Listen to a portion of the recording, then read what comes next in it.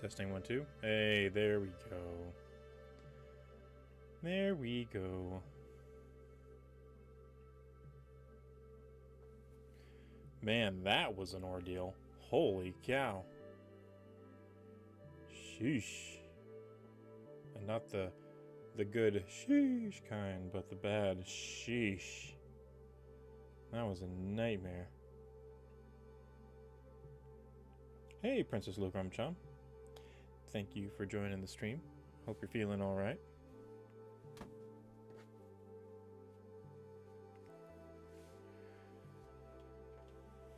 Bobicious.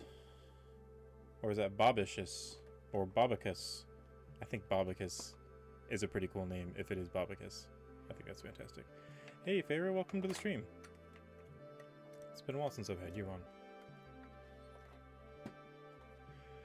Yeah, my OBS decided to be a butt face, and it just wouldn't launch, and I had to like re-download and install the app, and that didn't work, and I had to pull up the terminal and crack out some logs and figure out what was happening. And then when I got it all up and working, my audio wasn't working.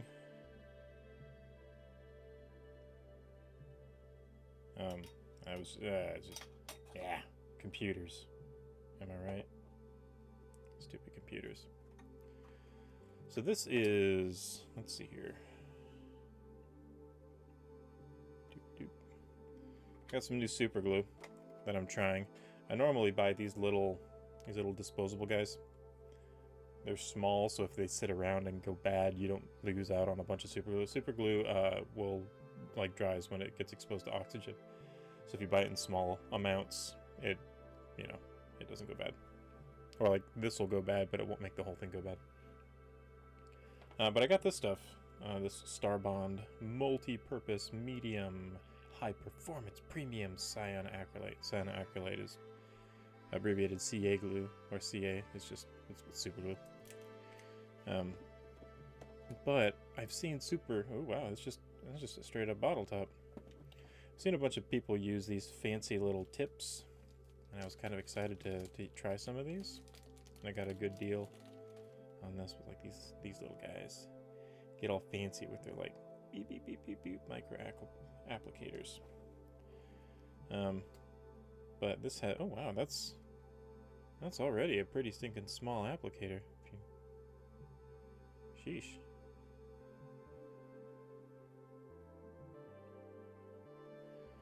But apparently you can just stick this on the top, and then you get like a little micro applicator, and then if it like gums up, you just pull it off and put another one on.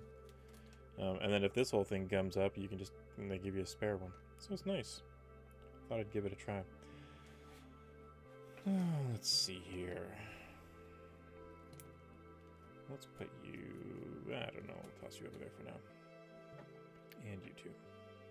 Actually, probably wouldn't be a bad idea just to keep this little plastic case around. Nice and square. You can toss it in there. And I'll just stick you in there for now. We might use these tonight. So I don't have them in front of me. They're out with all of my other minis in my mini storage thing. But I finished the axe beaks the other day. I just painted the bases black and put a little wash. When I washed them, it kind of killed the details of the feathers that I put on their heads, and so I went back and re-highlighted those. I should really remember to wash things before I detail them. But, live and learn. So what is on the docket for tonight? What are we doing tonight? The Hydra is what we're planning on doing, like big project wise, but I haven't started supporting it. We could support that tonight. I could go ahead and flip from painting over to that and get that rolling. We've also got, oops, my watch is doing something funky. There we go. We've also got this guy. This is a Chimera. I might have had a brain cramp there. We've already got him started. Might go ahead and finish him. Let's see. I have some large bases now. We could go ahead and clean up the Ankylosaurus and get him on a base. You know what? Let's kind of hang on to him. Maybe we'll make him our backup. And where's my bases? I think they're... Yes, there they are. This is a large creature. There we go. It'll work out just fine.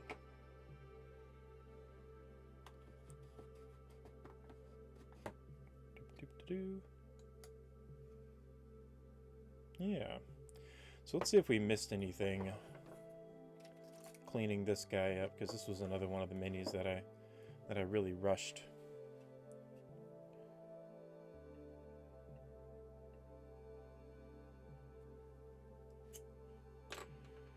Let's see. Do we have any zits on here? Nothing on the face. A little one under here, but that's a bit nitpicky. Ain't nobody gonna look there. A couple on his booty.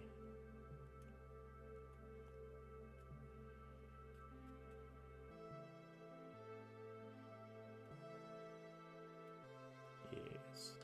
So we had an epic game tonight. Holy cow. It went off the rails.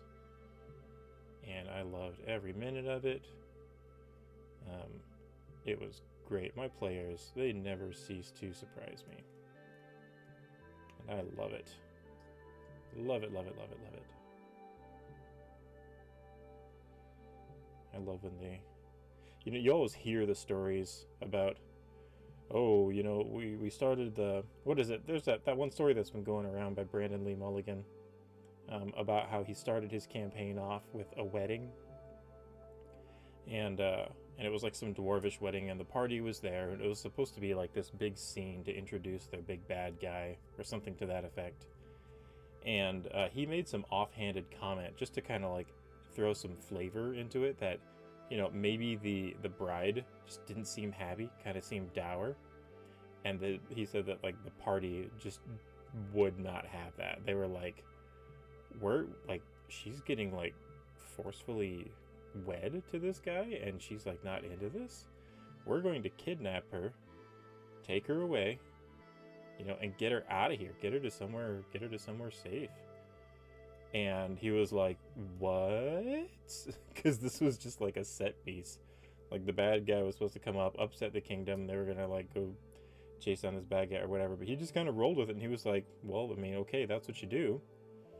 And it ends up being like this heist, this chase where they steal the princess, and she's like, and run off with her, and all of the guard is just like after them,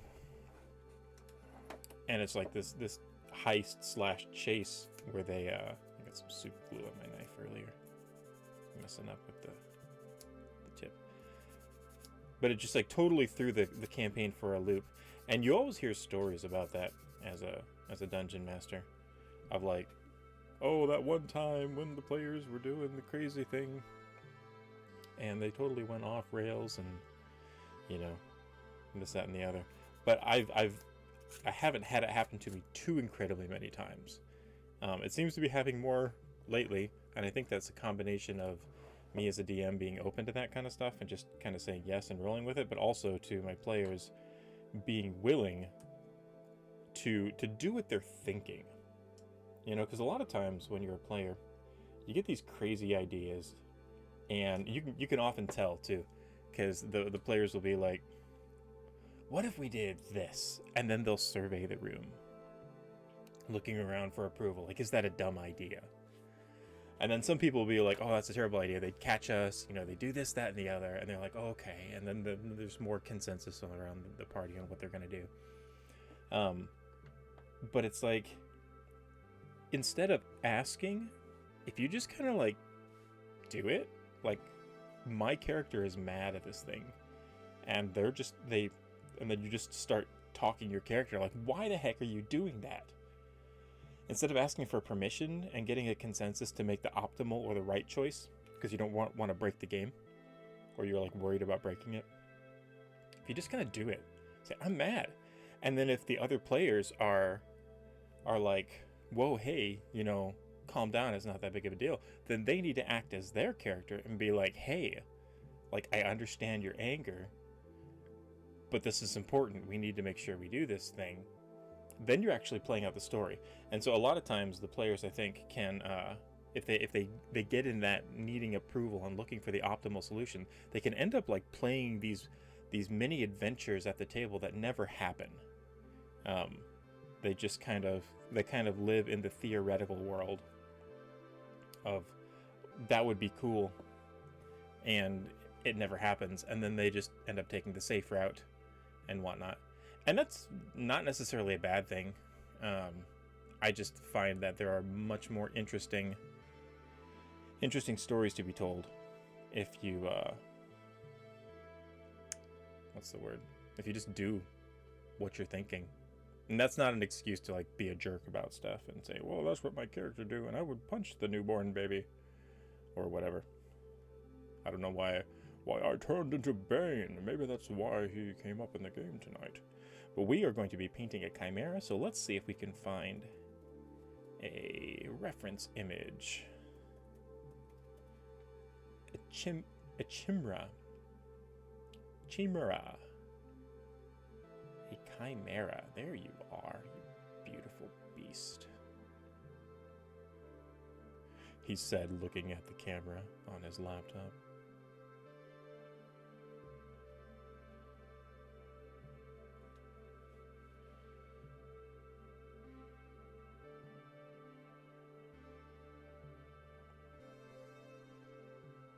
How's the audio, Lucro?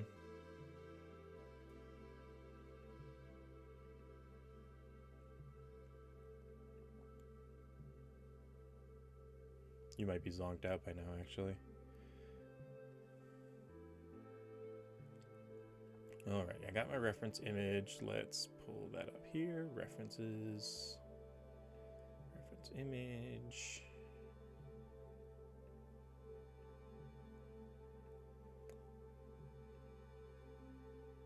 Where is my reference image? There it is. Chimera. It's a big boy.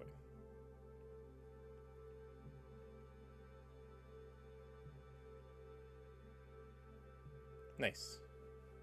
Thank you, Farah. Sometimes I've been trying to figure out the like the mic level. Oh, thank you, Lucan. I see you on there now. I feel like I'm starting to get a feel for what the proper audio levels are. All right, so this thing is primarily a lion body, but it's got goat hooves on the back. So we might like transition into a gray, but it looks like we've got red dragon wings to match the red dragon wings and red tail to match the red dragon head. Liony, yellowy body to match the body, and then the goat is kind of a grayish, and we'll probably fade that into the back. There we go.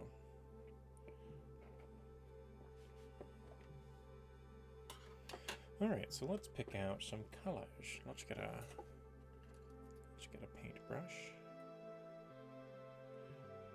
I brought my paint case to work yesterday. Painted a little bit over my lunch break.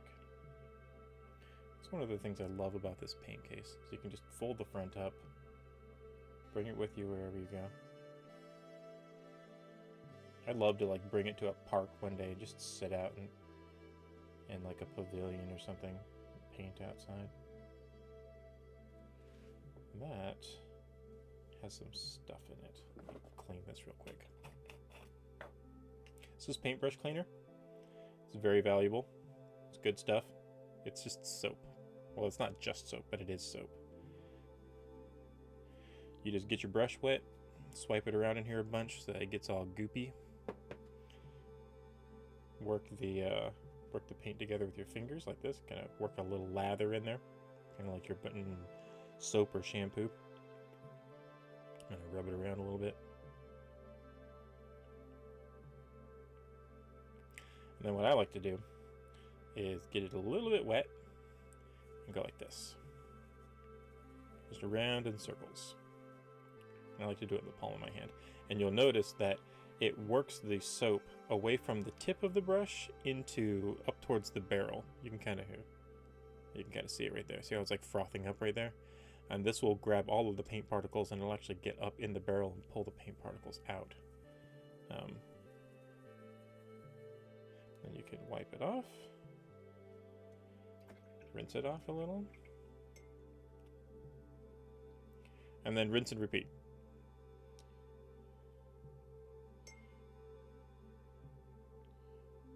That's it. Yeah, that's better. It's still got that dark stuff in there, but there was like a bit of white that was left over on there that was kind of messing some things up. There we go. And this case, I made this. I 3D printed this. This stuff normally comes in like a shallow, like wide tub. But I just scooped it out with a spoon. Kind of came out like some really soft bar soap. And just kind of packed it in there. Just because that stuff transports easier. That wide case kind of didn't have a good spot in my paint case for it. All right, palette. Palette, who's got the palette? We're gonna need some reds. We're gonna need some yellows. Gonna need some grays for the back. Let's get some red on here. I'm gonna go with this dark red. Oh man, I had so much fun in tonight's game. Oh, tonight's game was so great.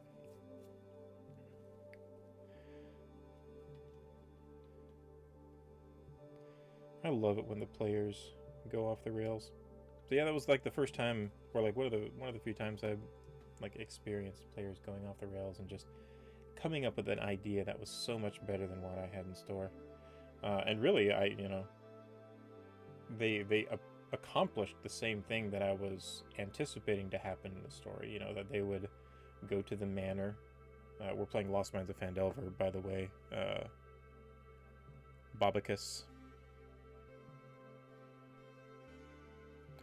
And so, if you're familiar with that story, there's a point where you go to the Tressendor Manor, and that's where the gang is hiding out, where they kind of have their home base. And so I was anticipating them to go there, just because they were looking for the gang, and so like the clues were going to point that way, as long as they were successful, and they were going to defeat the. You know, they were going to have a chance to defeat the gang and gain some information about, you know, what's going on. I'm trying to keep it mildly vague because Feyre's in here and she's one of my players. No spoilers.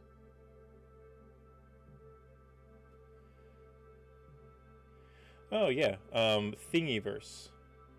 Thingiverse. If he wants to make a custom mini, that one is HeroForge, HeroForge.com. I don't know why I felt compelled to spell it. Thingiverse is kind of a, you know, it could be Y or an I, but HeroForge is a pretty good website too.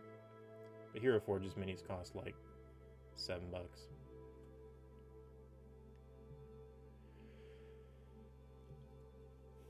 Is Drew watching too, Farah?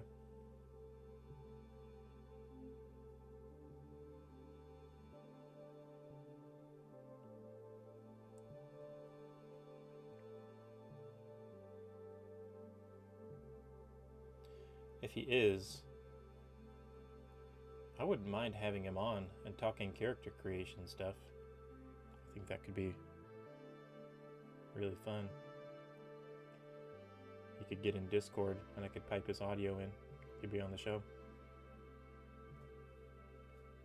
I need to scooch this over here so you guys can see what I'm doing. Fighter and Barbarian are really good classes.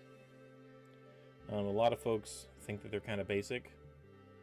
And they can be. But most people who have trouble making a fighter class interesting are like just not very creative people.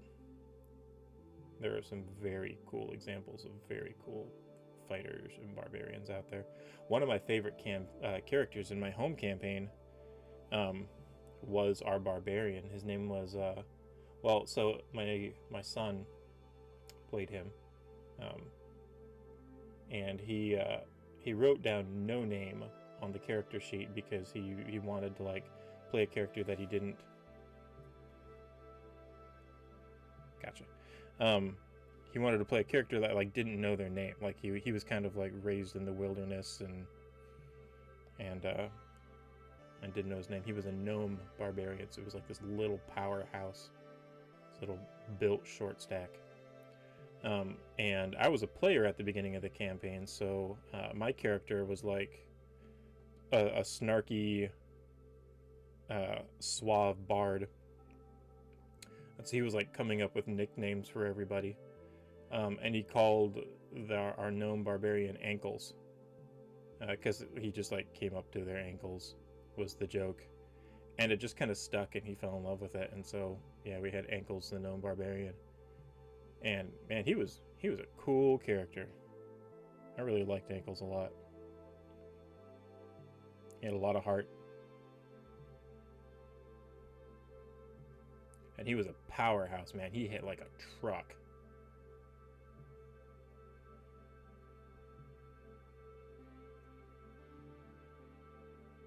One of the cool things about so Drew, if you are listening, the kind of the core of a barbarian is their rage, their angle, their okay, so Ankles should join our quest. So I thought about that when we played tonight. I asked Brad, I said, the party might be down a couple characters. Do you want to join in? Like, we've already had Resphira from the old game join, so there's a bit of a precedent. If you wanted to somehow, like, I could work a way to get where you could play Ankles and we could bring him into the campaign. And he was like, he was kind of tired, kind of didn't really feel like it. And I was like, oh, that's fine, no pressure or anything like that. But so yeah, there was a slim chance that Ankles could have showed up in the campaign. But man, does he hit like a truck. He has a Frostbrand Warhammer that when he ignites it, it does like extra ice damage, and gives him like resistance to cold or fire. I forget, probably cold. Lizzie is playing a sorcerer. She's playing a tiefling sorcerer with a draconic bloodline, but she's actually looking at changing that to a divine soul sorcerer, because the draconic bloodline one was the one that she started with, like the pre-generated character thing. And she really likes, now that we're getting into level 3 with all the good stuff, she's really interested in changing that up a little bit. Truly the smartest. Now Karko, man, you know what? The more I think about our party, man, I loved that whole party. I really liked Karkos' character. I really wanted him to be able to explore his monster manual more. But man, he had so many clutch moments, saving people with his flying broom, and the duel, twinning the lightning bolts down the tunnels at that Modron army. Oh man, that was a cool moment. He just like dusted all of them.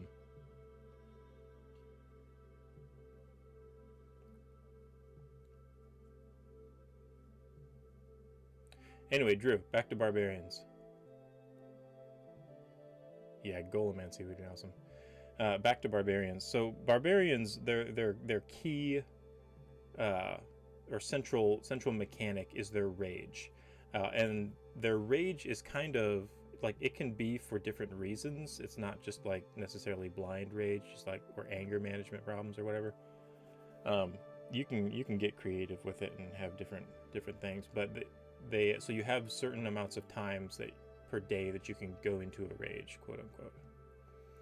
And when you go into a rage, it like fires off certain abilities, and then it lasts for a certain amount of time, and you kind of have to keep attacking or being attacked to keep your rage up. So if there's a turn where you aren't attacked by somebody, or somebody doesn't attack you and you don't take damage, And then you like cool off, and you have to burn another rage to keep that up. And as you level up, you get more rages. But there's a couple different subclasses. Ankles was a totem barbarian, which you take on the personification of, or like aspects of, certain animals as your totems. And the totem of the bear, like at level 3, you can pick between like bear, wolf, and eagle. And if you take, and then at like, I think it's like at 5th or 6th level, you can take another totem aspect, so you can pick bear, wolf, or eagle again, and they do like different things the second time. But if you go bear totem the first time, you just get resistance to every damage type except psychic. So that means no matter what kind of damage you take, it's halved. So you just get in the fray and start swinging away, and you've got tons of hit points and tons of armor class because you're a beefy boy, and you just take half damage, and it's rad.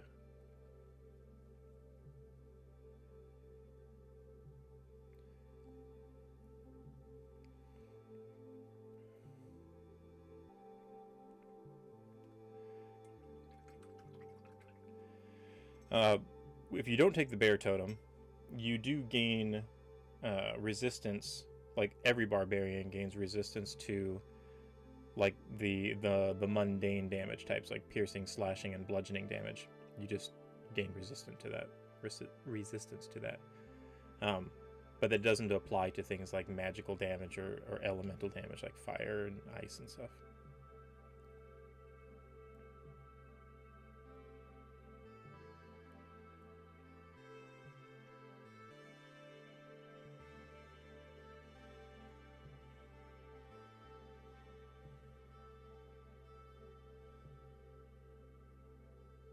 Barbarians are pretty cool. Fighters are really cool too.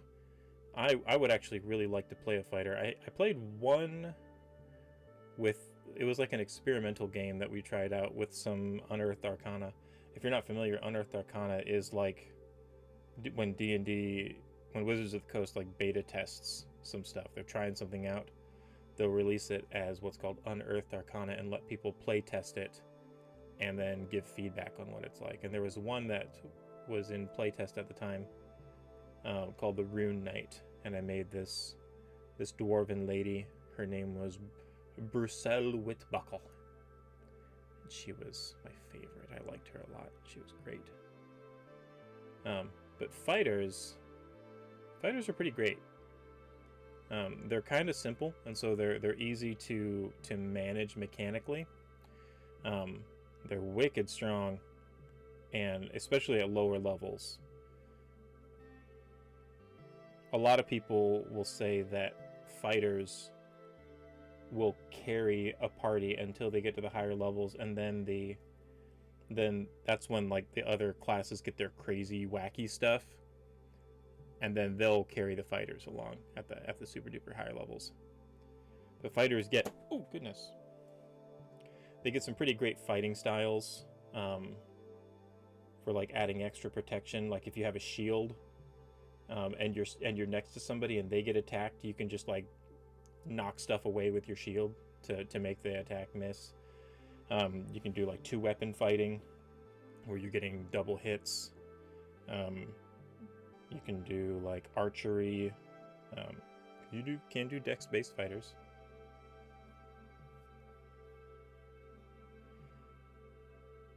Oh yeah, I currently, well, maybe. This is just going through the monster manual. Saturdays are monster manual days. I stream on Saturdays and Tuesdays. Tuesdays are my funsy days. That's where I just paint for funsies. I just like go through something that I'm interested in painting in, or something that I might need for the game on Thursday. But Saturdays is where I put some effort in towards finishing the monster manual. My goal is to print and paint one of everything, actually, or more, multiples of everything of the entire monster manual. So yeah, the Chimera, it might show up in the adventure. I don't know. Depends on if you guys go where there's a Chimera. But yeah, I just want one because it's in the monster manual, and I'm painting all the monster manual. And it starts with a C, and I'm loosely adhering to alphabetical order.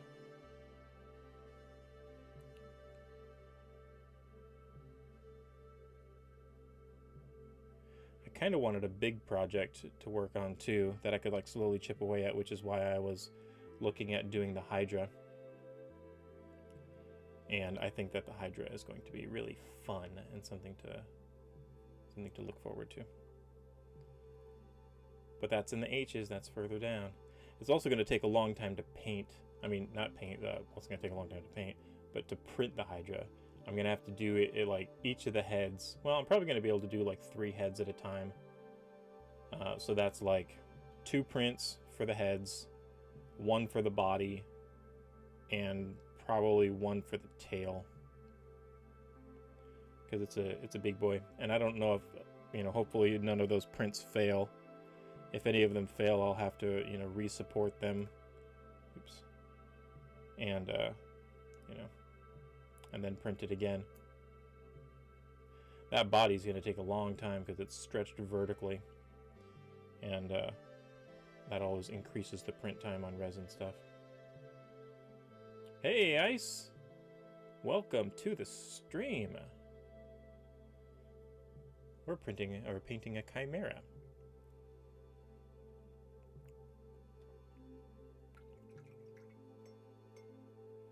You missed all the hoopla that I experienced earlier when OBS was being stupid. Congratulations.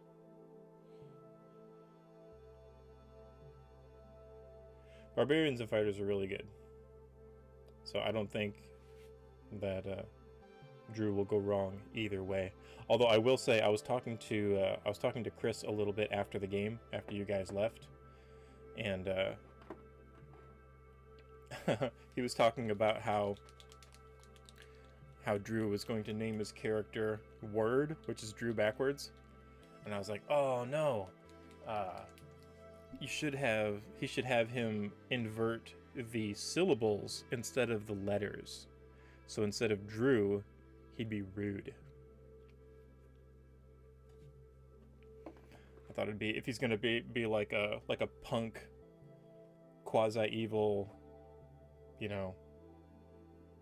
hopefully not true evil, but like some punk anti-hero like Venom or something like that, fighter or barbarian. I thought Rude would be a really cool single word orc, half orc name.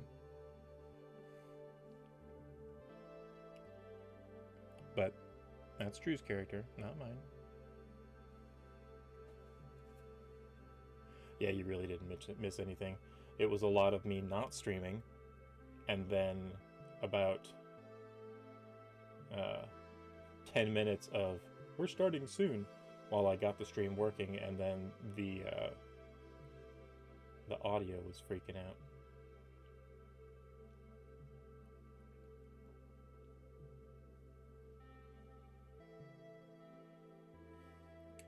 Yeah, that sickness stuff's been going around town. I'm surprised it took this long before we got it. At least it's not COVID.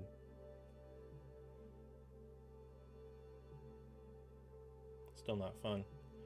I'm really hoping that I don't get it, but I probably will. That's how big families work.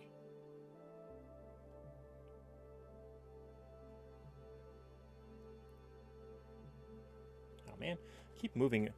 Let me get this mic over a fuzz.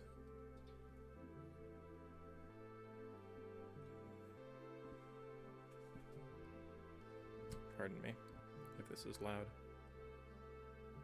If I were a professional, I would probably mute this before I did this.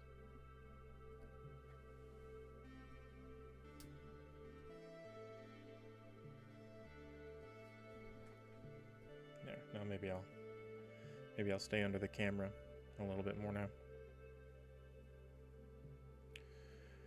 So I'm just going bone white on this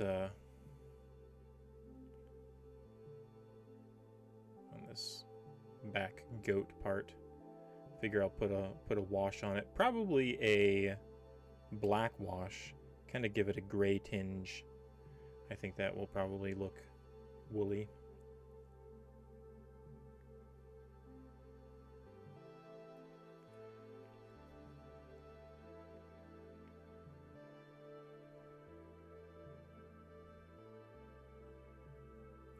So I honestly don't know much about chimeras. At least D&D chimeras. I'm familiar with the concept that it's like a conglomerate of different creatures.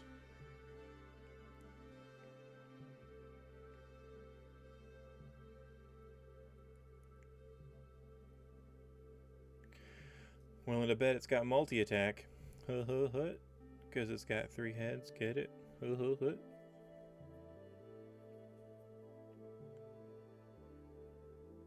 Now I'm curious. Let me pull up its stat block.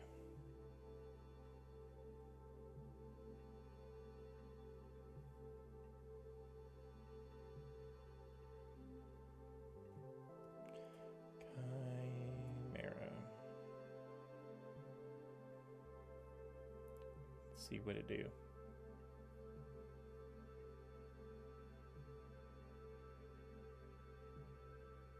Hey, ANMCC. Welcome to the stream.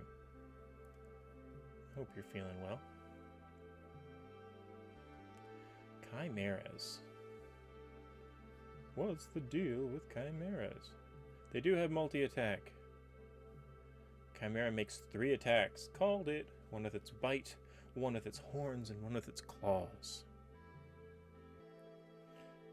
When its fire breath is available, it can use the breath in place of its bite or horn attack. So that's a fire breath. That's cool. It's a CR. Ooh, challenge rating 6. CR 6. That's a bad boy. That's a nasty guy. This looks like a magical experiment gone wrong.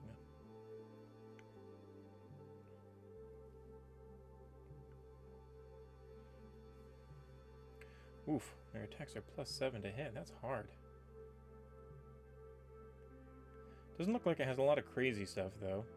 Like, its fire breath is pretty bad. It's 78 fire damage. Recharges on a 5 or 6. 15-foot cone, so it's pretty standard. But it's got like 114 hit points, and it's got a fly speed of 60. Now, that could be a problem. Yeah, that's pretty deadly. But, like, once your party gets up that high, you know, a level to handle like a challenge rating 6 monster, that might not be that bad of an issue.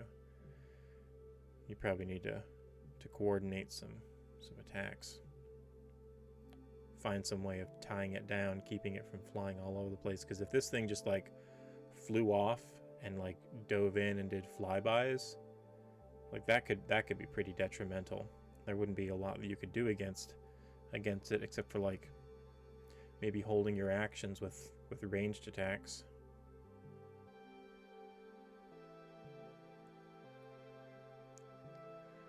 But if it was smart enough, what's its intelligence? Ooh, no, it's not very smart. It's got an intelligence of 3. I was gonna say, if it was smart enough, it might just like fly up until it gets its fire breath attack, and then come down and just use that, and then fly off again and use its fire breath. But it's this is not dragon level intelligence. It's got like a little dragon head, but it's probably more in the goat intelligence range.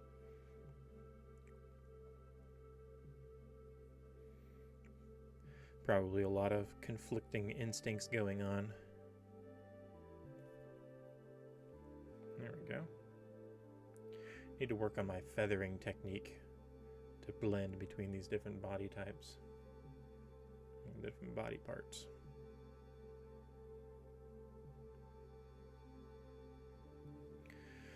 So the adventure tonight. What happened in the adventure tonight? Man, what didn't happen in the adventure tonight? We played tonight. We normally play on Thursdays, but there was some family gatherings that made us unable to play on our normal Thursday, so everybody came over to my place. We played today. We played a noon game. I wasn't sure how well the noon game was going to go, to be honest. I was worried that playing in the middle of the day might, you know, make for an exhausting game or something like that, like if it goes too long. I feel like we were right on the edge of people's limits. Right towards the end, a lot of folks were starting to get tired. And D&D is not that fun when you get really tired. But there were so many loose ends. It was really hard to find a place to bring the game to an end, or like to find a satisfactory cliffhanger to stop on. But we picked up. We were in Grapplebee's, in the basement of Grapplebee's. They had just gotten, I wouldn't say wrecked, but they were beaten pretty bad by the Gagamba gang, and they were able to back out and escape away to Grapplebee's.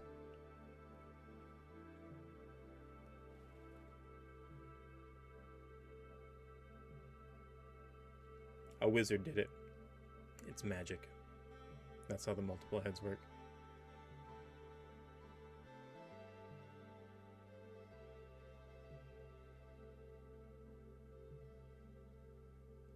Honestly, I don't know. I'm just being silly. So yeah, they were underneath Grapplebee's in like a secret little fight club area. Get it, Grapplebee's? And they were planning their next move. And I was asking him like last week, so what are you guys thinking of doing? They're like, well, we're thinking of going to the manor and seeing if we can figure out what's going on with these Gagamba guys and kind of go from there. I was like, okay, well, I'll plan on you guys going to the manor. It'll be a neat little dungeon delve. Some rooms with some traps, and I'm kind of familiar with the manor already. I've already done the research and read up on what's in there. And then Rhea, our very charismatic tiefling sorceress, says, I want to start a revolution. Because of course she does. And proceeds to persuade the city that now is the time. We've got the Gagamba gang on the ropes. They beat us pretty bad, but they took a pretty bad hit too. And if you join in, now is the time to get your freedom back, people. Now is the time. Seize the day. And she had the Haunted One background, which gave her this perk of common folk were likely to trust her and even take up arms for her cause. And I was like, well, I mean, that's what you're doing. She pulled that out. So I was like, well, that was really well thought out. And I was like, this is going to be a difficult DC.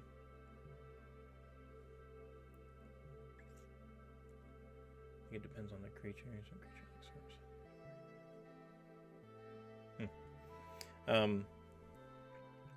Yeah, it was a difficult DC, and she rolled like a 25, and I was like, this, there's no way you're not inspiring the village,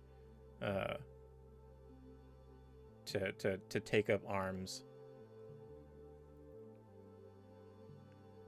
And she did it. She got everyone together, and they all went to the local blacksmith weapons dealer in town, and they all armed. They got her into the cause, and she armed them all.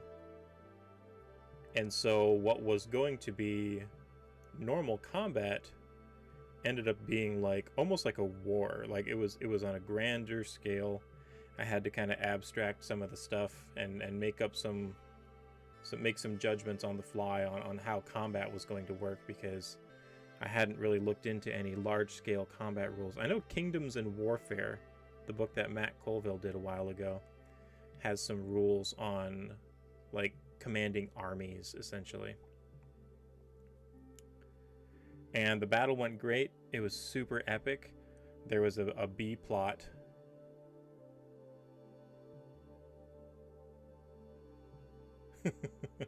There was a B plot of half of the party sneaking into the manor,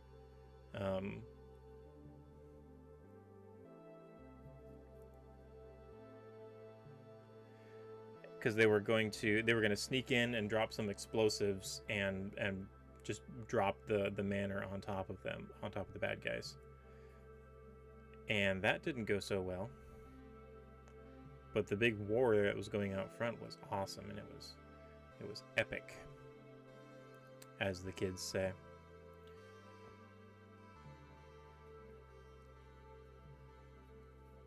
So let's talk about the B plot for a second.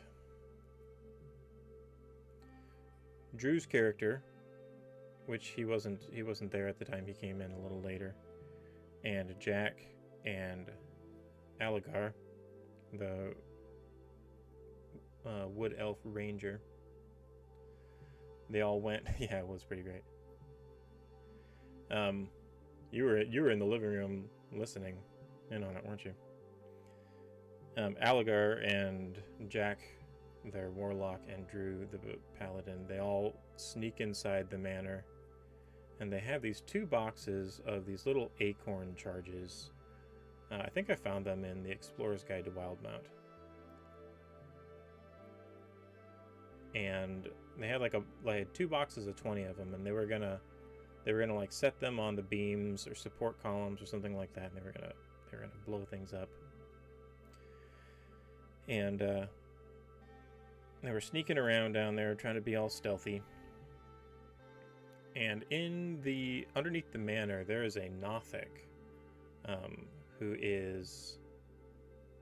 You guys have already gotten past this, so I don't mind telling you. And also, I already told Chris about it, so it's only fair. But Nothics are very gross creatures. I don't have my mini next to me. I need to get my minis back in here so I can show you when I talk about ones that I have. But Nothics are. They used to be wizards. They're typically humanoid wizards that delve too far and too deep into the darker sides of magic, and are cursed by, what's his name? Vecna. They're cursed by Vecna, who is an evil god of secrets. And it like twists them, and they grow all disproportional and spiky, and their eyes fuse into one just big massive eye in the middle of their head. But they're obsessed with secrets. They get that from Vecna, who's the god of trickery and secrets. They're obsessed with secrets, and they're obsessed with information, which they get from being wizards, because wizards are scholars. And we need some orange on this lion. You know what? I'm gonna go with bronze flesh tone. So they're obsessed with these things, and so there's this Nothic down there, and it's just like it's been gnawing on like dead bodies. The gang would kill people that disagreed with them or that were problematic. Bye, Lucrum. You know you're going to be sleeping in tomorrow because you're sick, so you might as well just stay awake late tonight, right? So anyway, it was down there, and it was like, chewing on old corpses and stuff that the gang would toss down there just for disposal. And it would like collect trinkets and information, because Nothics are telepathic. They can not only communicate telepathically, but they can also read the surface level thoughts, like whatever's on the top of your mind. They can just like read your thoughts. And so this Nothic was down there, and it was just like munching away on something dead. And Caleb, their wood elf ranger, he's like bebopping along investigating. He looks down there, and he sees this thing. He doesn't know what it is. It's just like a reflection in like some stagnant water down there. And it looks up there, and it sees him. And when it sees him, it starts scanning his thoughts, seeing if like this creature knows anything interesting that it could, it doesn't really care why it has knowledge. It just keeps seeking it out because it's like it's obsessive. It's like a compulsion. And so it sees him down there, or it sees him up there rather, and it starts prodding around in its mind. But he's resistant to charms, so it's having a hard time because he's an elf. So it's having a hard time getting into his mind. So it starts talking to him and asking him questions and like provoking to trade secrets for secrets, because it feels like something's up with him. They kind of go back and forth a little bit. He doesn't really know what's going on, and doesn't really know what this creature is. And all along, this creature keeps trying to steal into his thoughts. He's just kind of like leading him along, you know, text-wise, conversation-wise, just so that he can keep him there longer and possibly break into his mind. He eventually rolls high enough to break into Aligar's mind a little bit, and he finds out about the Wand of Wishes, and oh, he is hooked. He has got to know. He has got to know what this Wand of Wishes is all about, and he just becomes fixated on it. But by that time in the conversation, Caleb, the player, he's kind of bored. He's like, well, you know, I'm not going to get anything out of this guy. So he starts to walk off, and it just infuriates the Nothic. And so he tries to reach out and use his Wretched Eye attack or something like that. Let me see what it's called.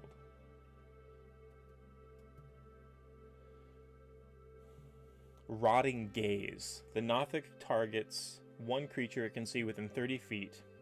The target must succeed on a Constitution saving throw or take 3d6 necrotic damage. It's a really bad attack, and it's really nasty, because this creature's like a CR2, and it was just him right there. But yeah, and it just starts freaking out and super angry that it can't get this information from him, and it's stuck down here at the bottom of this ravine in this cave. And so they kind of go along, you know. He kind of bebops back to the guys and is like, all right, well, there's a creepy thing down there. Stay out of there. We'll cross the bridge and go down into the hideout a little deeper. There's two bridges that cross this ravine, and I'm thinking, man, if he falls down there, this Nothic is gonna go bonkers and just do whatever it can to subdue him and extract as much knowledge out of him as possible. This place has two bridges that cross this ravine. One of them is trapped. It's trapped to fall. Obviously, they choose the one that is trapped, and so they fall into the ravine. And I was like, okay, well, now we're gonna have a cool little encounter with this Nothic. You know, he's been hoarding all of this treasure down here, so that could be a neat reward for them if they're able to defeat him. He's pretty gross, you know, but you know, there's three characters out of the party there. You know, they could probably take him pretty easily. And then we're all reminded that Aligar has this box of explosives that they detonate on impact, and so they're packed in sawdust in these little wooden crates. And he's got one of these little wooden crates, you know, about a foot, you know, foot in diameter. And we're like, oh, wait, you have these crates. Or he's got one of them at least.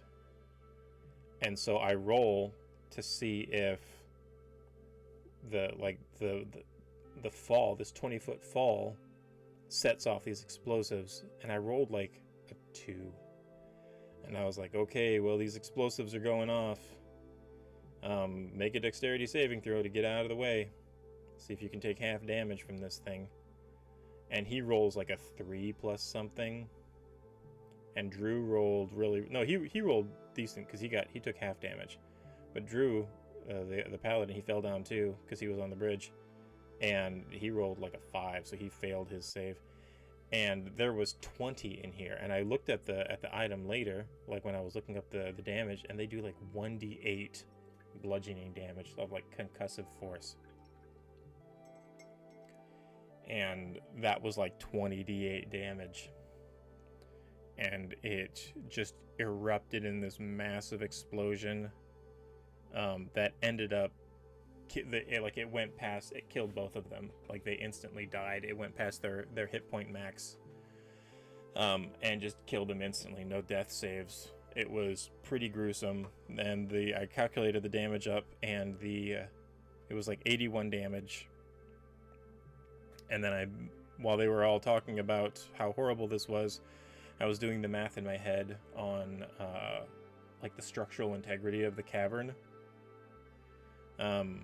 and how much this would affect like the stone support columns that were in this cavern. Yeah, definitely F. And it was enough to take the columns down, and so the whole structure started collapsing. It buried the Nothic in rubble. He died, and then the manor started falling down on top of it because it was underneath this little cavern. And like the whole place just goes down, because this was their intent. Their intent was to like drop these charges, but like crank them up and let the timer do the work instead of the concussive force. And because their intent was to like drop this whole place, but they sure dropped the place. They just dropped it on themselves, unfortunately. And so Drew, his character, and Aligar are both dead, buried under rubble. And the party doesn't know yet, because they're outside fighting this war. They see the manor start going down in the distance, and they're all cheering, like, yay, they were successful, they did their part of the plan. It's pretty sad, man. It's pretty sad. Jack was kind of taking up the rear. He was in there, but kind of staying back and making sure nobody got him from a distance. He was able to run and get away while the place was exploding and going down. But he failed a couple of his deck saves and got trapped in a section of the stairs that were leading out of the manor. So he's currently holed up in there.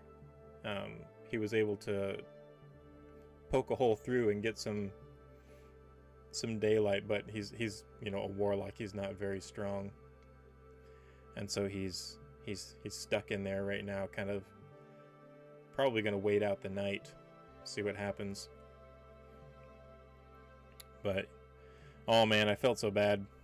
I hate it when a player character dies like on accident, and there's not much that they can do to try to get themselves out.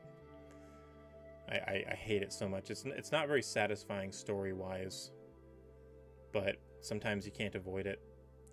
Whenever it looks like a player character is about to die, I always look for ways to like save them, not to like cheapen death or cheapen danger, but like nobody wants to watch Indiana Jones and him get shot in a firefight halfway through, spend a couple days in a hospital, and ultimately die because the surgeon couldn't save him. Like, that's not an interesting movie, right?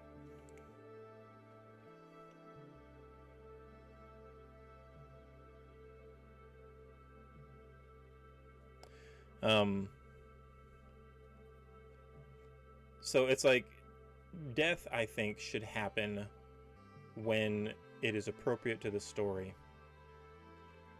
But sometimes, and so sometimes I'll tweak things to like make the story more interesting, because I'm not out to murder the characters. I'm out to tell a cool story and have the players have a cool story.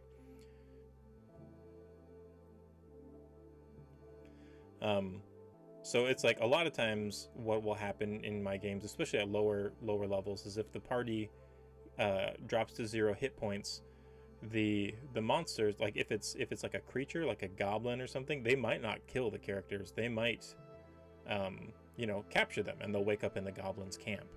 There's no reason for them to die right at the beginning. That's not interesting. That all that means is that you failed, and then now you got to make new characters and play the adventure again.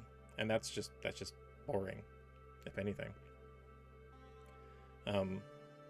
but there weren't really many options story-wise that I could do,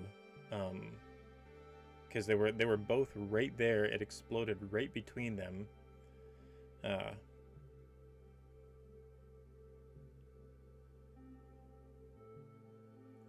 Yeah, it was right between them, and it was just so much damage.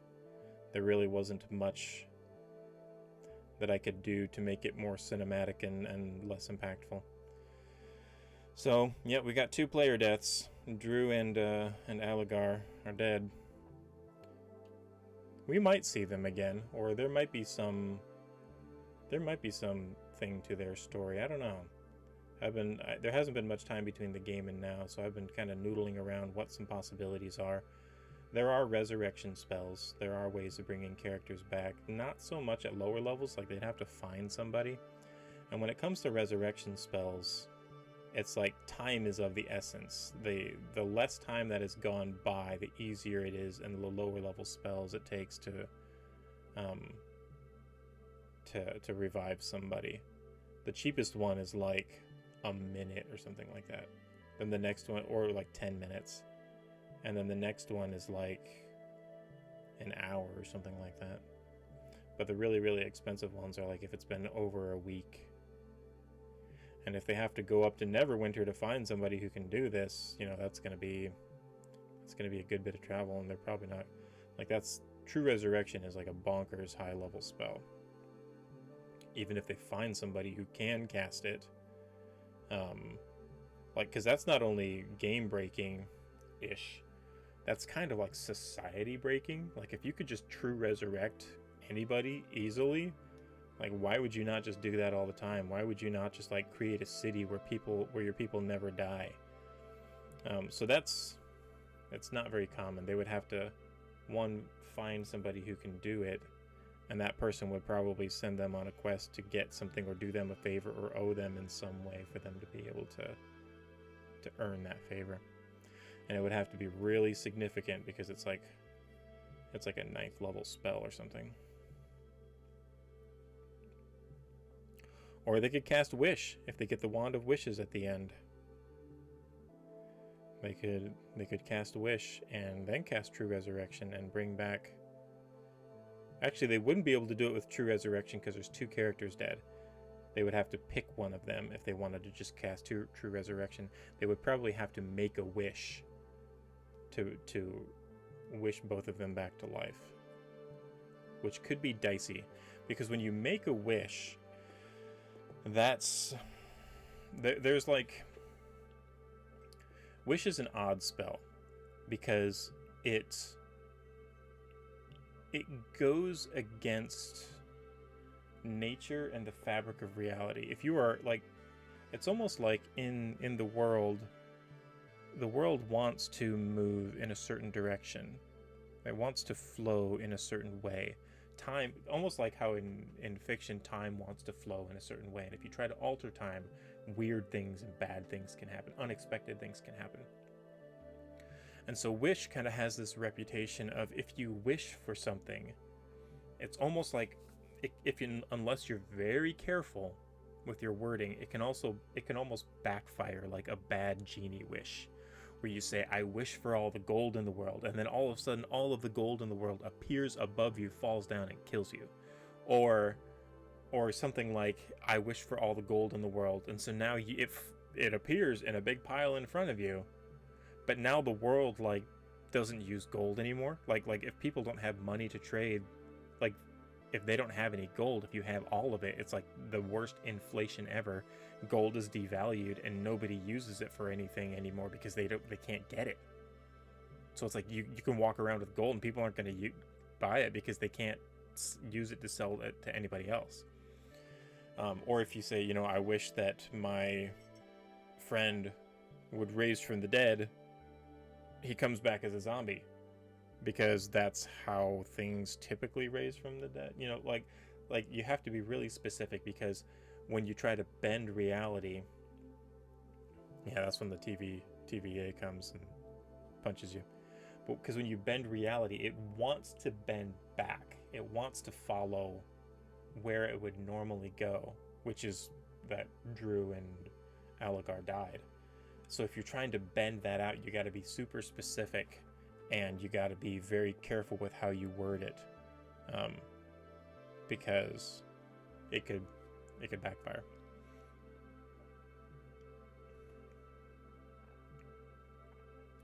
So that was the game tonight. They did confirm, like, they were able to like spelunk into the ruins of the Tressendor Manor and confirm that all of the Gagamba gang are dead.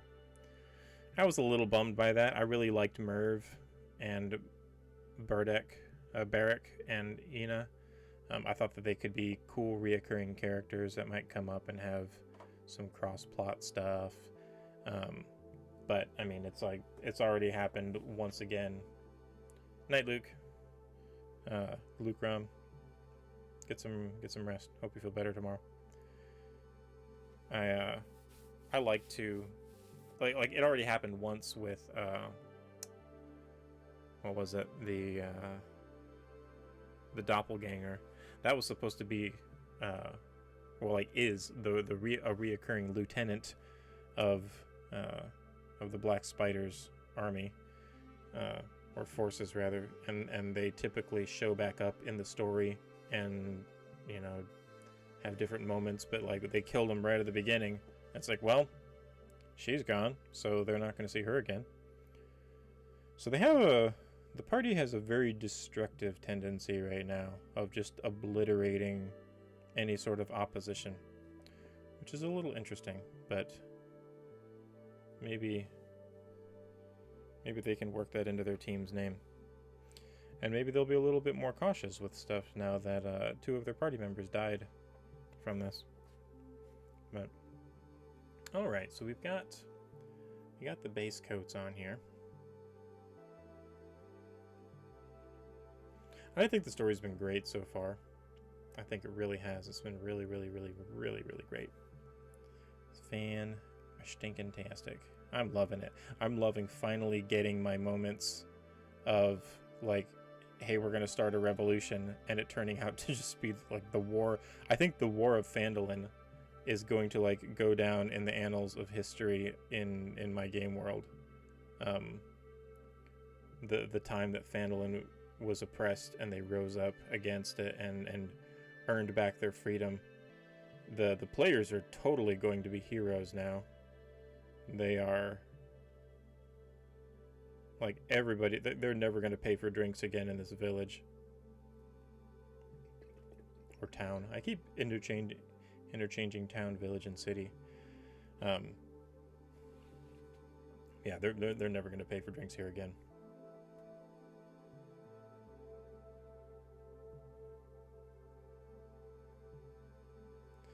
I was talking to Chris, one of my players, a little bit after the game, and I was telling him, I was like, you know, if you guys are heroes now in Phandalin, maybe some of you guys might pick up a residence here, set up a base, you know, spend a little downtime. Because they'd be certainly welcome to. And I'm sure the townsfolk would, you know, set them up with a place. It might not be the best place, but I'm sure they'd set them up with a place.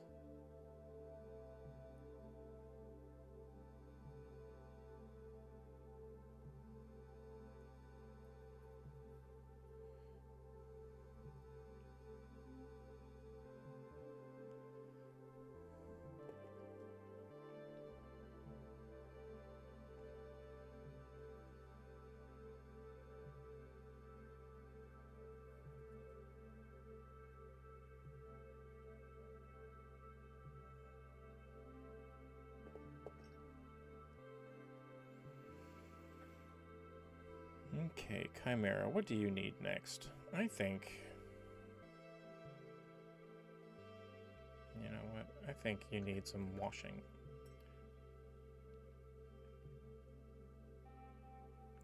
Let's put some washes on you.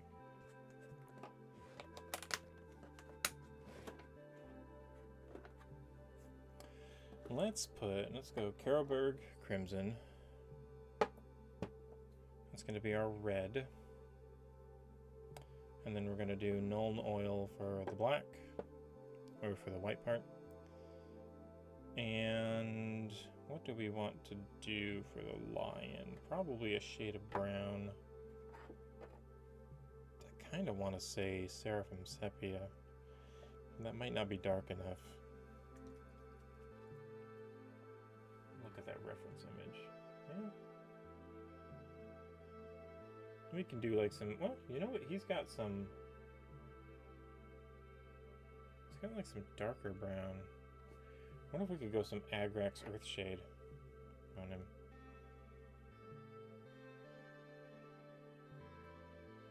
It's almost like darker around the hair. He's also got like a black lip outline. We can like detail that on afterwards. All right, so let's do the Carroburg Crimson first, because I'm pretty confident on that right now that that's what we need.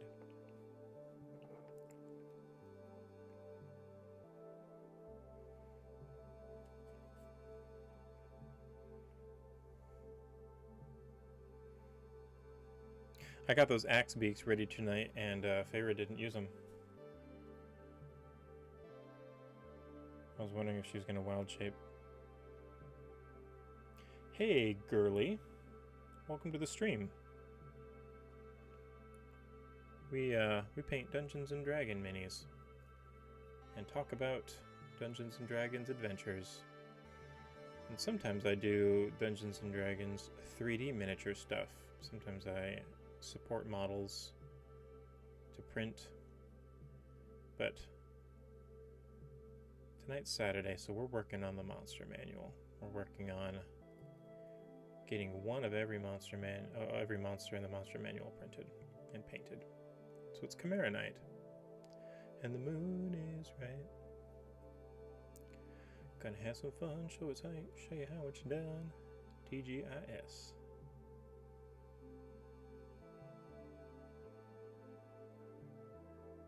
These wings are really getting in the way of the camera. I apologize.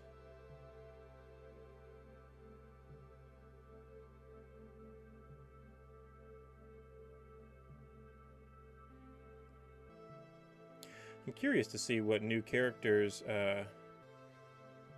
Caleb and Drew come up with. I think we're kind of getting to the point with new players, or with the players being new, that they're starting to understand the systems. They're starting to understand what they like and don't like, and are changing their characters accordingly. I like to give grace with new. Well, not literally grace, because she's one of our players, but I like to give grace with new players what their character's class and race and stuff like that is, because they started with pre-gens just to make it easier. You pick up a pre-gen, you sit down, you start playing just to see if you like D&D. Nobody should have to go through the entire character creation process just to see if they like D&D, because character creation is one of those things where it's really fun and cool and interesting if you know how to do it, but if you don't know how to do it, it's incredibly daunting. So get the barrier to entry as low as possible. Get people rolling dice, handling minis, putting little doodads down on the map, and talking about your final killing blow when you slash a goblin. And that's the way you introduce somebody to D&D. Just get their hands on stuff, and experience the storytelling firsthand. And so I think that our players are really coming to a place where they're starting to get a handle on that, and really starting to understand their abilities, their spells. Feyre, if you're still watching, are you still on the stream? Yeah, you are. My heart goes out to you, girl, because druids are not an easy class. They're a very powerful class, and they're a very rewarding class, but there's a lot to them and a lot to keep in your mind. So I apologize if I get a little, hey, it's your turn, what you doing? And you're still looking at your spell cards and stuff. I get it. and I apologize if I'm a little pushy. I do need to keep the game going, but I try to give grace because I do understand that you've got a lot of options on your plate and potential things you can do. So if I do get a little pushy, just say, hey, I need a minute, and that will be enough to remind me not to be so pushy. I've had problems in the past with more experienced players getting a bit of paralysis with what they're doing and just holding up the whole game for way too long. So I kind of find myself being like, hey, chop chop, let's go, because I had to do that with those players.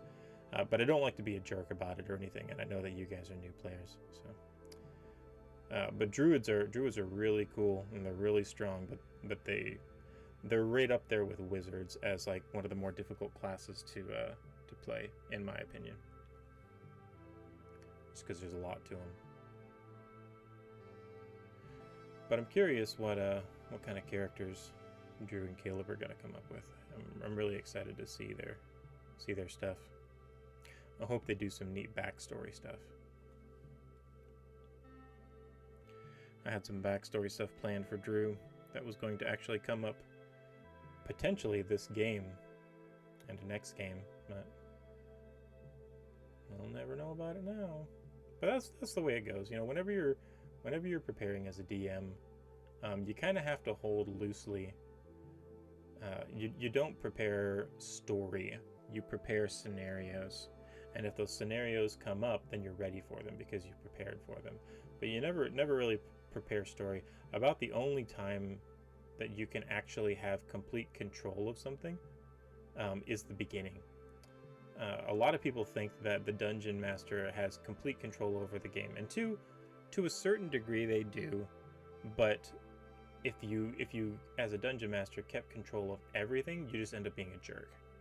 If somebody says they want to do something and you just shoot them down because that's not what you want to do, like that's how you exert your control as a dungeon master, and that's just being a jerk. And that's terrible advice. If you want to be a good dungeon master, don't get stuck on your stories. You are there to set scenarios in place and let the players tell their story. You encourage the players to, because the players are the heroes. The dungeon master is not the hero. The dungeon master is the director. He sets or she, the dungeon master sets the camera and the scene, and then the heroes run off and they react how their character would react, and we see their character in different scenarios and in different scenes, and how they would behave under pressure, or with a moral dilemma, or how would they react if there was a child that wanted to join them because they looked up to them. That's all on the players. The dungeon master's just kind of along for the ride and to educate what, the outcome of what they want to do.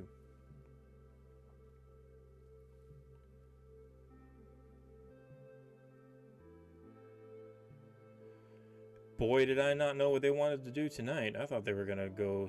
I thought this was gonna be a stealth mission. They were gonna sneak into that manor and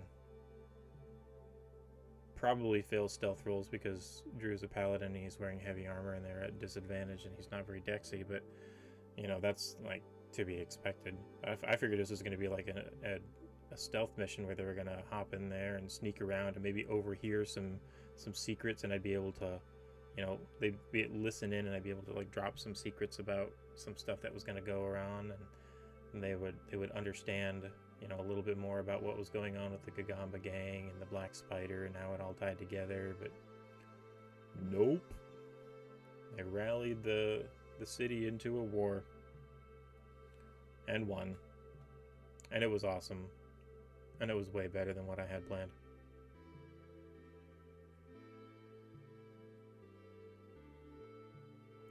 I still want them to come up with a name. Y'all need to come up with a name for your group. Something to call yourselves.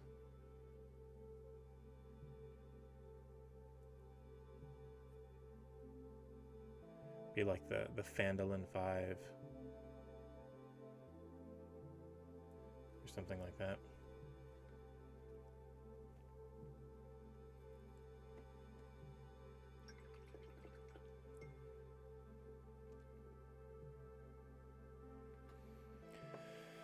Alright, there's our Carosburg Crimson. Got that on.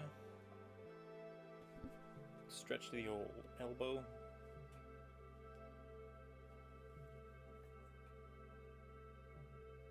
Stretching is important, y'all.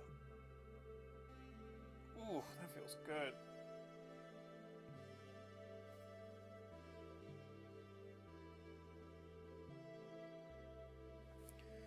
Okay.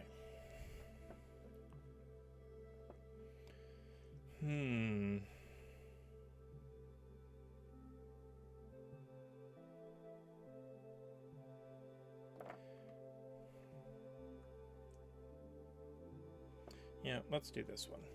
Let's do this one on the goat.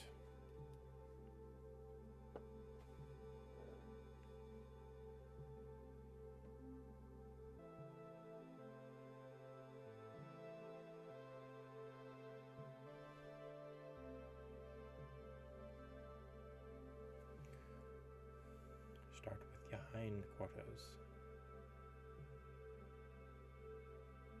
Yeah, I think that'll be okay. It's not my favorite. I might highlight over it. Does make it a little dirty looking though, which is fine. Dirty wool.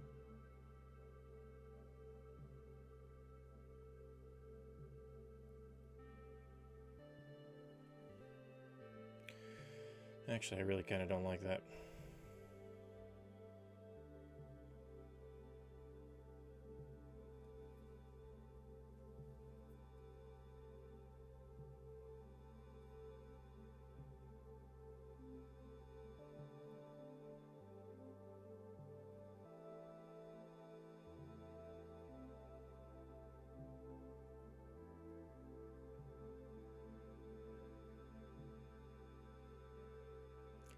I'm tired, y'all. Tell you what, D&D really takes it out of me. When I'm done playing a game of D&D, I am very tired. After everybody left, I cleaned things up, put all my D&D stuff away, put up dinner because we ordered pizza, so I kind of cleaned up. And my wife normally helps me, but she was out sick today, so I had to do it all by myself. Oh, it's really not that big of a deal.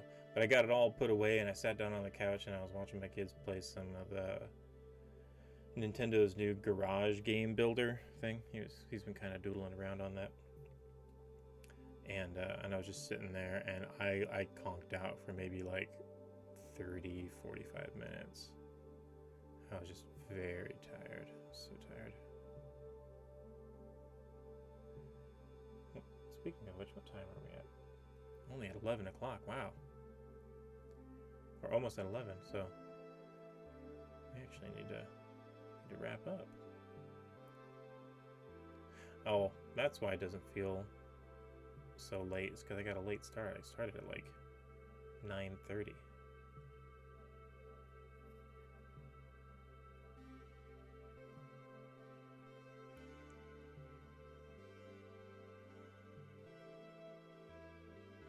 I look at stuff like this Chimera, and I just think of all the wacky stuff that people might do to it in D&D. Like, so if my players saw this, some of them would be freaked out, and one of them would be like, I'm gonna write it. Because why wouldn't you want to write it? Oh man, I love it when they do goofy stuff. Yeah, nice solid nap. Makes you healthy, wealthy, and wise. I love it when players do goofy stuff. It's the best. Anybody can do, like, if you want to not do goofy stuff, that's your prerogative. You can do a more serious game, but I love super epic and crazy and goofy D&D games. It's the best. It's so fun.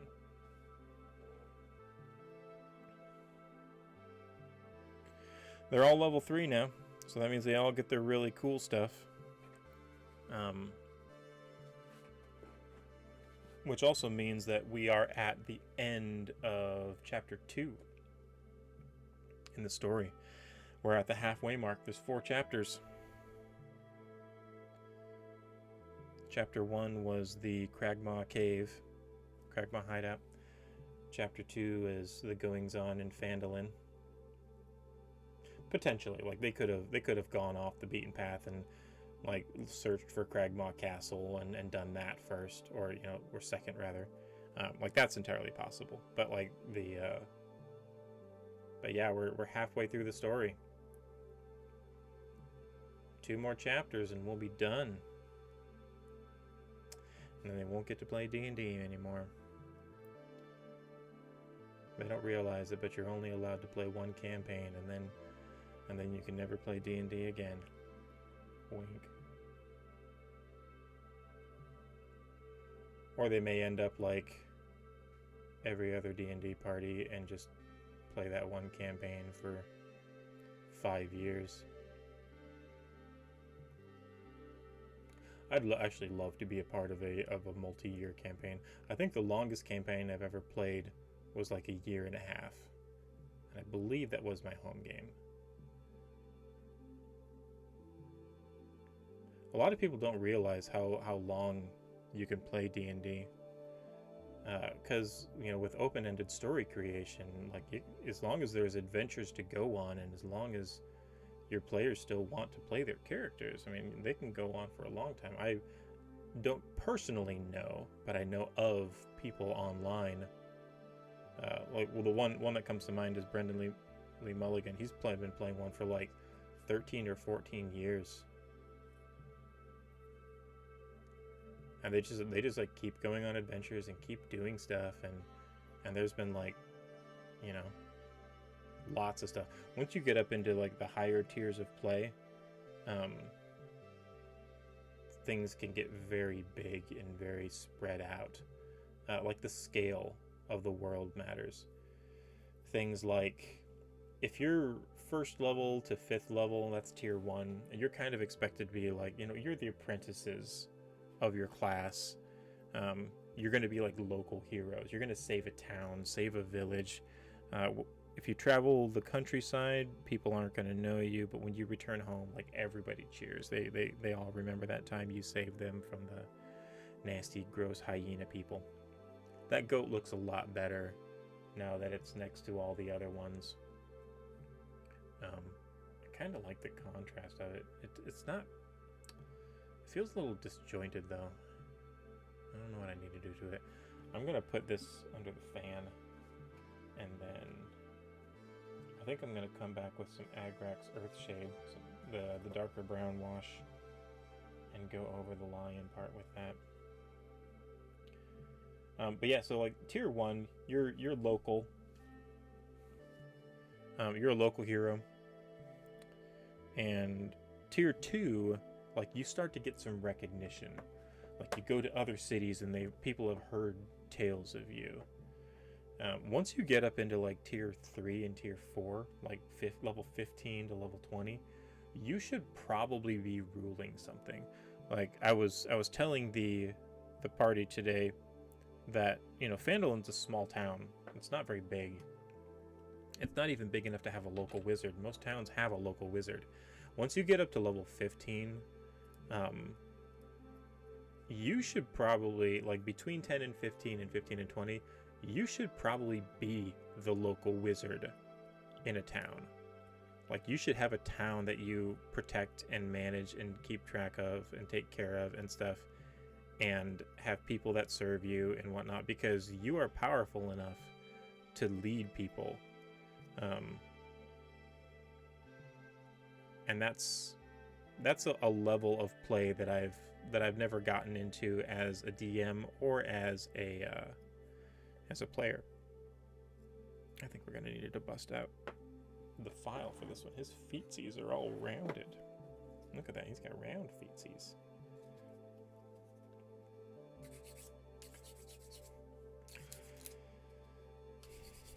So yeah, I think that the players are gonna have a good time in Phandalin. It's their new home away from home if they want it to be. The people are going to extend them every single courtesy that they can. They did lose some people, but not many. They might not have lost any citizens, to be quite honest, because Feyre did a super awesome clutch moment where she dropped down like a bear totem thing as part of her Circle of the Shepherd that gave all of the citizens that were going to war in this fray. Ooh, that's a terrible sound. I'm gonna maybe use something else besides that. That's a horrible, horrible sound. That gave them all like temporary hit points. And these were just commoners with pitchforks and spears and swords and stuff. And man, that really came in clutch. And she saved a lot of lives with that. A lot of lives. And then after the fact, there was a cleric, along with our cleric, that was like, you know, helping heal people and stuff after the battle all went down. So they may have, I think the little halfling dad who was hiding with his family in his house during the first battle, he kind of got into the fray. I think he died. And that's pretty sad. But he died protecting his family.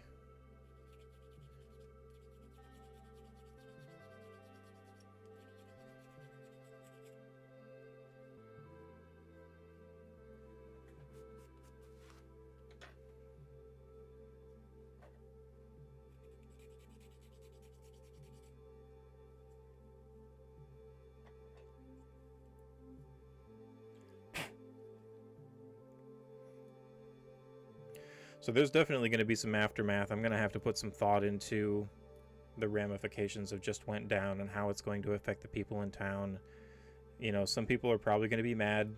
Some people are going to be like, you know, it was a bad situation, but, you know, at least they didn't kill anybody. You know, we could have just left him alone and had, you know, and my dad had still been alive type thing. Processing grief is difficult. I'm going to have to do some research on that and roll some dice to see how people react, and just kind of deal with the aftermath of the battle. And the players are going to have to work through that. I'm also going to have to figure out how to Drew's new character and Caleb's new character and figure out how to work them into the story. Drew, if you're still on and listening, once you figure your guy out, that's kind of the beginning. That's kind of like the halfway mark. Once you figure him out, I need to spend some time chatting with you to work him into the world and see where he fits into things, so that he has so that he's not just like some nameless warrior that walks out of the woods.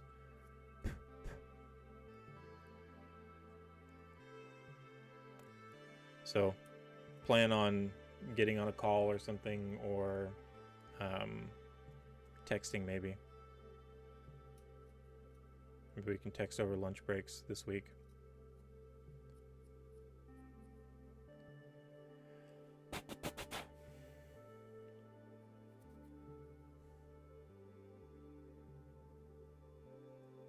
Lizzie's also having a baby. It's going to be really soon. You know what? If she's having a baby soon, and we're making characters, I wonder if next week wouldn't be a good time to do some player downtime. That might actually be the way to go. We'll kind of speed the clock up a little bit. Let a few weeks pass, maybe a month. The players are living in town, kind of settling in.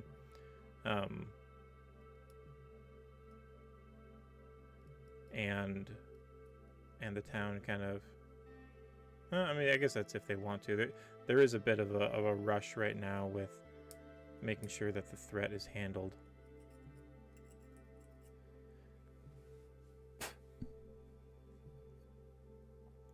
You know, this didn't come up in the story, but the Gagamba gang had actually killed a couple people in town. There was a woodcutter that they killed, and his body was actually at the bottom of that ravine. They'd killed him and threw his body in there. So somebody in town is missing their husband. There's also they had been getting into trafficking people and selling them as slaves on the side. And there were a couple people that were captured and in cells underneath Tressendor Manor that probably got buried in the rubble. Well, they definitely got buried in the rubble. Well, maybe their room might not have collapsed, like the cells might not have collapsed. It was down, they had a choice between going down a hallway or taking a secret door, and if they would have gone down the hallway, that would have led them to the cell rooms. But they went through the secret door, which took them to the cave. So yeah, if that side isn't collapsed, then they might just suffocate to death if they're not rescued in time. Or it might have collapsed on them. I'll have to roll some dice and see what happens there.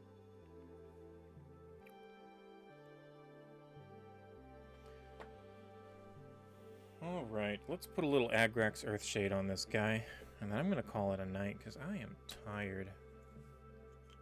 I had DM'd my little heart out today, and I feel like I deserve a rest. Just gotta get up early to go to church tomorrow and practice in the praise band.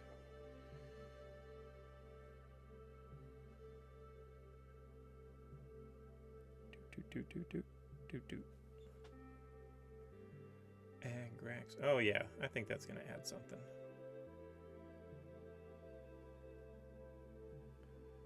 Maybe. Maybe it'll just make it worse.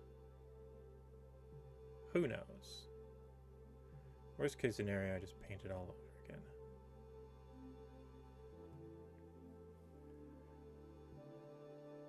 Table ready. That's all we're looking for. We want it ready to go on the table and look good at about 2 to 3 feet.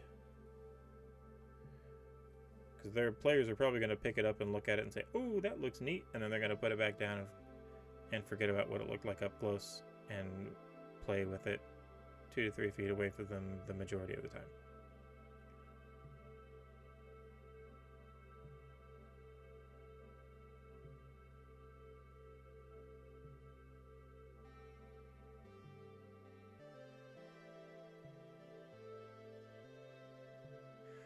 And I definitely need to come back in here with some details. We're going to have to put some gums, some black gums around the lion's mouth. We're going to have to paint its teeth. We're probably going to have to do some black on its nose. That's another one, that thing that's not looking right, is his nose is all orange. Same thing with the goats and the dragon. We'll have to hit its teeth and maybe brush some oranges onto this dragon. It's way too like deep purple. If you look at our reference image over there, it almost needs to be like more of a golden red. But that's okay, because the shadows need to be like a deeper purple. So we'll probably dry brush those on, get some highlights on there, bring those veins out on the wings. Veins? Spines? I don't know. That camera definitely makes it look way more Crayola crayon orange, yellow. It's really more of an orangish color. Yeah, but I think that the goat turned out okay. I was worried that it might look a little too dark, but it kind of just looks like dirty wool, which is what I was hoping to go for. We'll need to do something with his hooves too. Right now they're just the same color as his wool. All right, everybody. Let's see here. Well, thank you so much for hanging out. I had a super duper blast. I'm gonna change my camera angle here a little bit. Had a super duper blast. Even though it was a little bit of a pain at the beginning.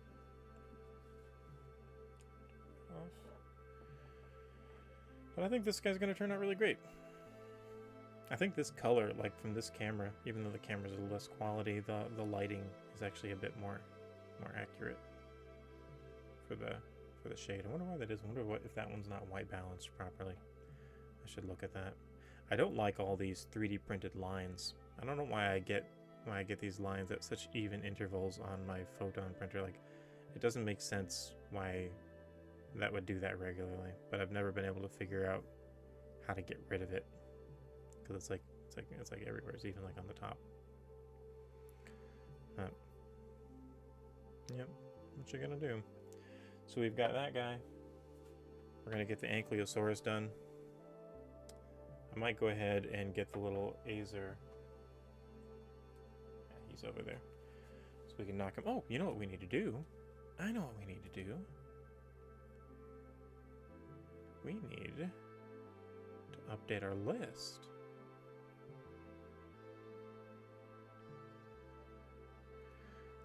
Let's see here. Let's open up numbers. I prefer numbers to Excel. I know Excel is like more fancy schmancy, hoity-toity, and does like better deep data processing or whatever.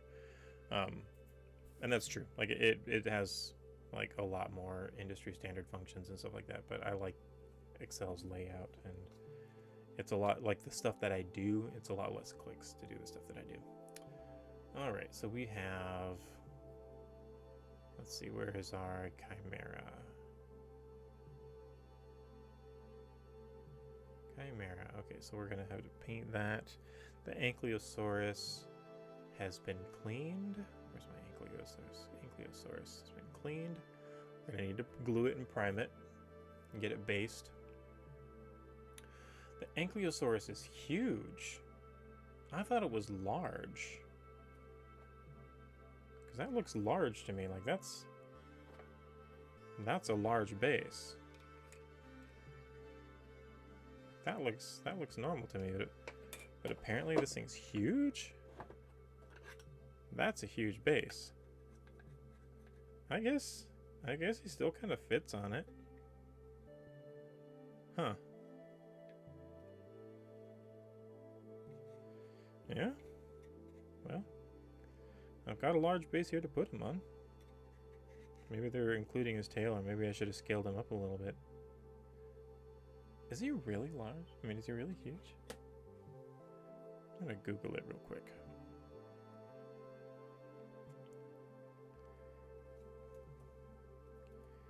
Ankylosaurus. Yeah, he's huge. Look at that. Huh. Well, that's interesting. That means I'm not gonna have to be able to magnetize him. But that's okay. So we got him cleaned. What did we do the other day? We did the planet. Oh, the axe beaks. Where's the axe beaks? There's the axe beaks. 2 axe beaks done. Nice. Got them all done. That's exciting. That brings us up to what? 261. Hey, we broke the 260s. 261 done. Nice. And we're at 88 out of, where's the, 88 out of 451. Feels good to check stuff off the list. That's right, woohoo indeed, ISOL. Woohoo indeed. That's exciting. Okay. You know what we could probably do too? I've got cats, dogs, and badgers, or in badger, for like the animals. I could probably knock out a couple of those really quick because they're really small. These are bigger boys. And we can check off a bunch of boxes on here. Okay. Well, hey guys, thank you so much for hanging out. I appreciate each and every one of you, and you guys just make painting so much better, so much nicer. I like it when you guys hang out with me when I paint.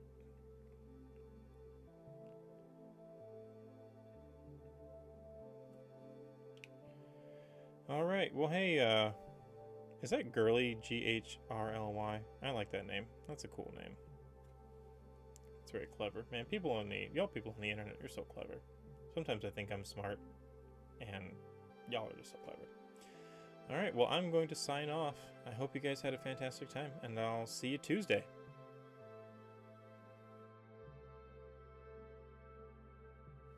Y'all be good.